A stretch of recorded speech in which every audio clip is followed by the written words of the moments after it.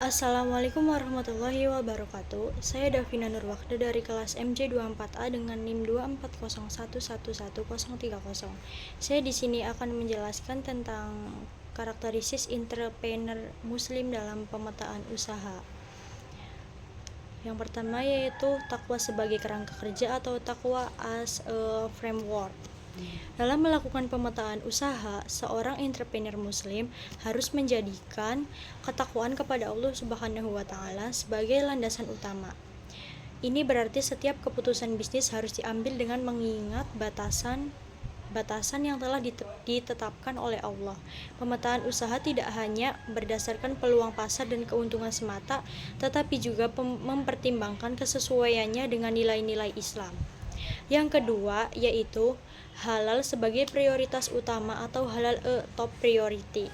Ketika melakukan pemetaan usaha, aspek halal menjadi pertimbangan utama. Ini mencangkup satu yaitu produk dan jasa yang ditawarkan harus halal, dan yang kedua yaitu sumber pendanaan dan modal harus dari sumber yang sangat halal, dan yang ketiga yaitu proses produksi dan distribusi harus sesuai dengan prinsip syariah Islam, dan yang keempat yaitu keuntungan yang diperoleh harus melalui cara-cara yang halal.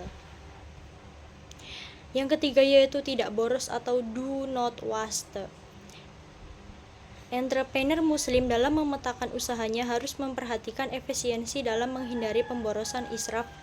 Ini meliputi penggunaan sumber daya secara optimal, manajemen keuangan yang bijak, menghindari produksi berlebih yang berpotensi menjadi limbah, dan yang terakhir yaitu memaksimalkan manfaat dari setiap input bisnis.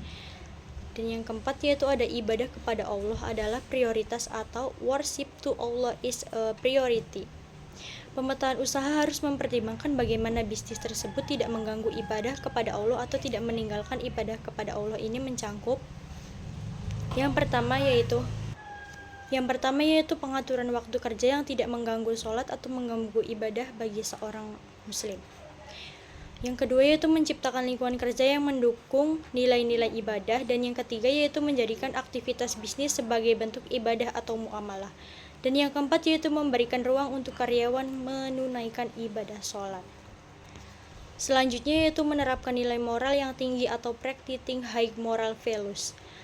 Dalam pemetaan usaha, entrepreneur muslim harus mengedepankan nilai-nilai moral yang tinggi seperti satu yaitu kejujuran dan promosi pemasaran, dan yang kedua yaitu transparansi dalam transaksi bisnis, dan yang ketiga yaitu keadilan dalam menentukan harga dan upah, dan yang keempat yaitu konsistensi dalam menjaga kualitas produk dan layanan.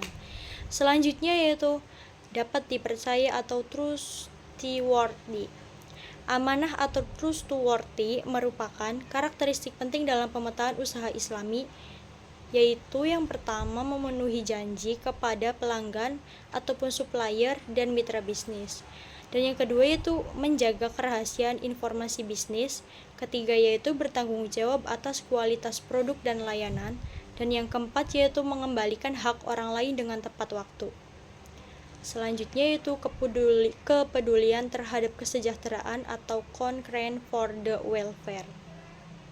Pemetaan usaha harus mencangkup bagaimana bisnis tersebut berkontribusi kepada kesejahteraan. Yang pertama, ada karyawan dan keluarganya. Yang kedua, mitra bisnis dan supplier. Dan yang ketiga, pelanggan melalui produk dan pelayanan yang bermanfaat. Dan yang keempat, masyarakat sekitar melalui program CSR yang bermakna. Selanjutnya yaitu berpengetahuan atau knowledgeable. Entrepreneur muslim harus terus mengembangkan pengetahuan dalam satu, ilmu agama terkait muamalah dalam bisnis Islami. Yang kedua, keterampilan teknis dalam bidang usahanya. Dan yang ketiga, dinamika pasar dan tren industri.